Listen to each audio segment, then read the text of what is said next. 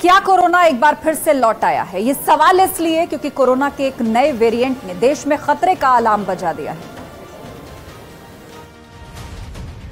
दुनिया पर कोरोना का खतरा अभी टला नहीं है।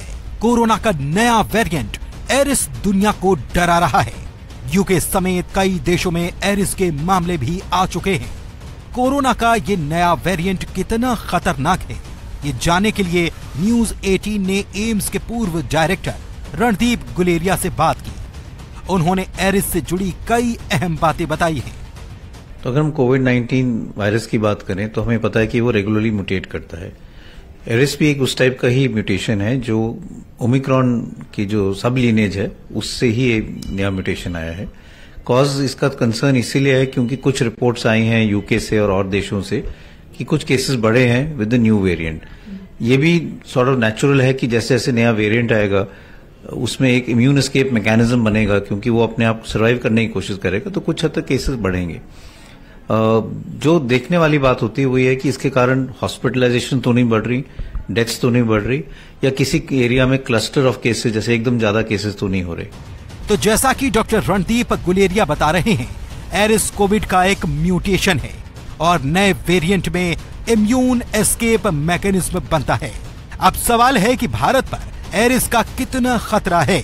डॉक्टर रणदीप गुलेरिया ने बताया कि भारत में पहले भी एरिस के मामले सामने आ चुके हैं, लेकिन इससे डरने की नहीं, सतर्क रहने की जरूरत है।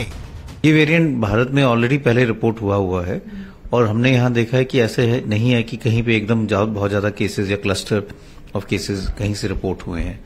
तो मेरा मानना है कि ये एक नया वेरिएंट है, कुछ हद तक केसेस थोड़े से बढ़ सकते हैं हम, लेकिन ऐसा कोई डेटा नहीं है कि इससे डेथ्स ज्यादा हो रही हैं या बहुत ज्यादा आईसीयू एडमिशंस हो रही हैं।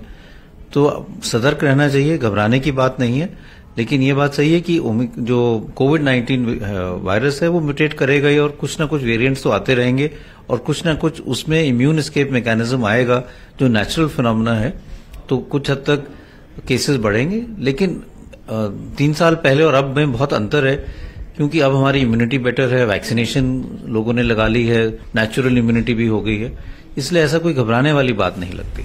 अब सवाल है कि एरिस के लक्षण क्या हैं? कोविड के अन्य वेरिएंट से एरिस कितना अलग है?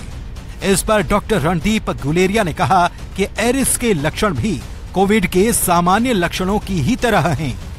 लक्षण उस टाइप के ही हैं, बुखार, जुकाम, नजला, फटीग इसमें थोड़ा ज्यादा देखा जाता है, लेकिन ऐसा नहीं है कि ये हम कह सकते हैं कि ये एरिस का वेरिएंट के कारण कोविड हुआ और ये नॉन एरिस वेरिएंट के कारण सिम्टम्स लगभग एक जैसे ही हैं। इसलिए जिसको भी फ्लू लाइक सिम्टम्स हो, बुखार, नजला, जुकाम, खांसी हो, अपना टेस्ट जरूर कराएं।